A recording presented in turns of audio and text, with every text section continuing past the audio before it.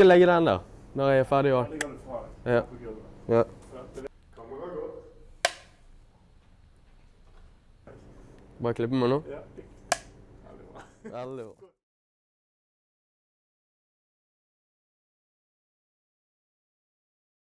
Jeg begynte jo på service da, på Amalie Skram. Og for det første så synes jeg at det var en alt for stor skole til at det er veldig lett å trives der. For det er så utrolig masse mennesker, så du får på en måte, du får aldri fokusere på å bli kjent med 1 eller 2 eller 3 personer, fordi at du er alltid rundt en 30-40 mennesker, og det blir veldig mange mennesker på en gang. Og da var jeg var ikke klar for å bli kjent med så mange nye.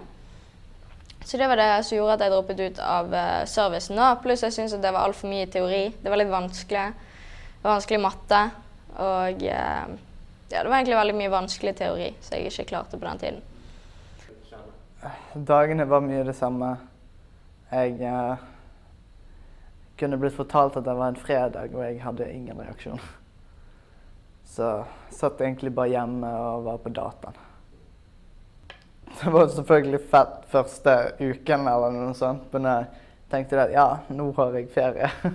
Så ble det bare, alle dagene gikk i ett, og jeg gjorde med det samme og følte meg ganske ubrukelig egentlig.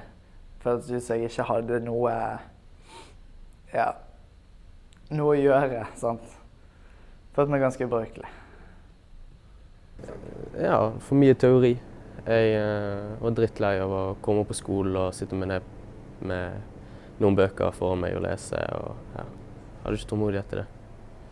Det var masse fravær. Til slutt så gikk jeg ikke på skole i det hele tatt, uten å si fra. Og så bare fant jeg ut at ok, nå må vi gi beskjed at dette gidder jeg ikke mer. Så gjorde vi det, mamma gikk opp, eller jeg var med da. Jeg gadd ikke gå inn og si til de at jeg ikke orket mer.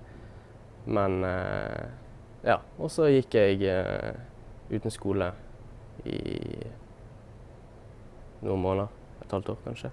Ja, 8. Det var drittkjedelig. Bare sitte hjemme og ikke gjøre på en dritt.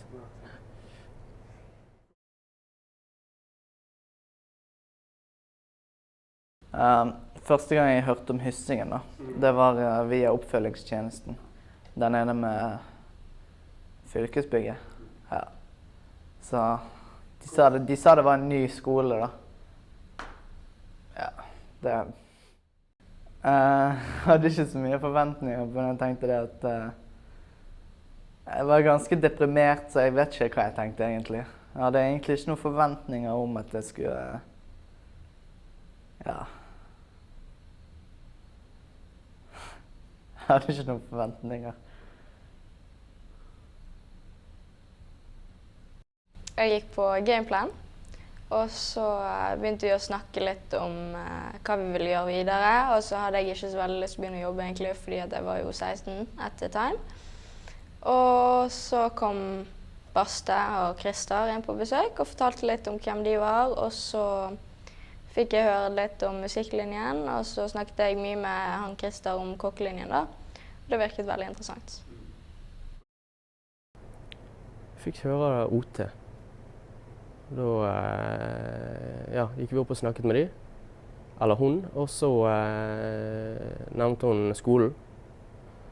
Og så sa hun ja, at dette var mulighet for meg da. Så var det litt sånn, ja, skal jeg? Siden det var en skole, så tenkte jeg at det var nesten det samme. Og så gikk jeg ned der. Fikk snakket litt med Christer og Baste og sånt, høre hvordan skolen var. Og så virket jeg jæklig interessert.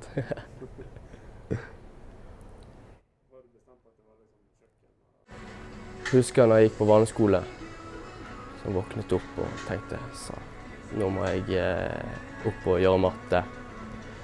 Mens nå er det rett opp. Nå skal jeg rett inn på kjøkkenet og lage mat. Så ja, full motivasjon.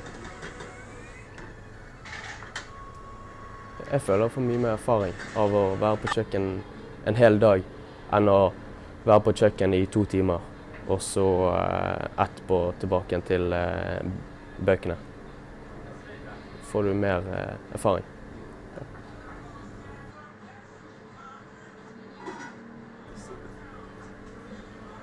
Jeg har bestemt at jeg skal bli en kokk. Jeg skal åpne min egen restaurant når jeg har fått et fagbrev. Så ja, det er egentlig kokk det eneste som går i hodet mitt. Jeg har ikke noe annet tanker.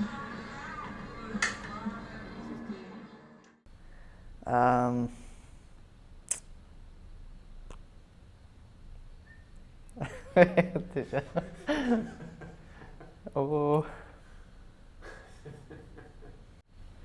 Jeg kan EQ-e. Jeg kan sette opp mic. Jeg kan styre lydmikser. Jeg kan vel egentlig filme også, sånn sett. Jeg vil ikke si at jeg kan lage musikk, men jeg er nesten der. Jeg kan nesten spille piano også.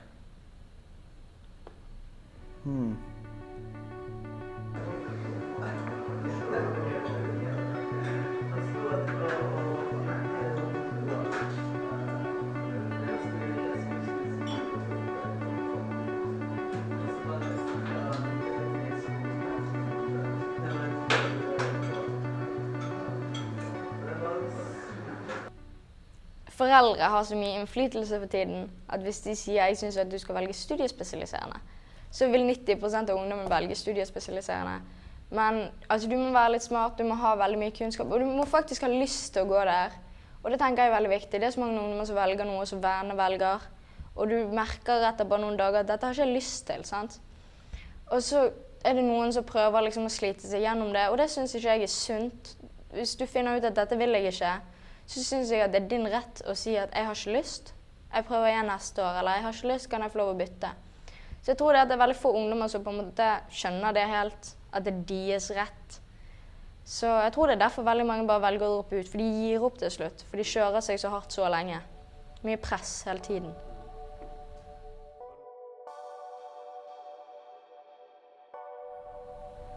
Møt i tide, og ikke kast bort tiden her, hvis du ikke har noe annet å gå på da, selvfølgelig. Ting du lærer her er ganske nyttig å ha med seg videre. Og ja. Møt opp. Uansett hva du gjør, bare møt opp. Det gjør ingenting om du møter opp en halvtime for sent, fordi at når du kommer, altså dere har saccosekker.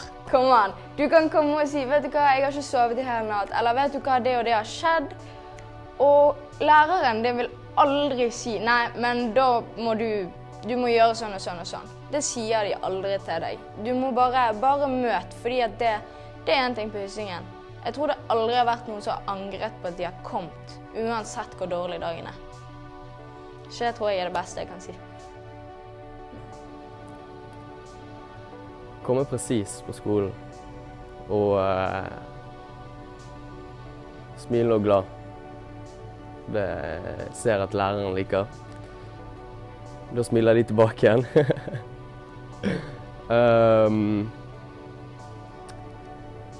Ja, altså gjøre de tingene dere har fått beskjed om, og ikke være useriøs. Og vise at dere er interessert i det faget dere, eller i det yrket dere holder på med.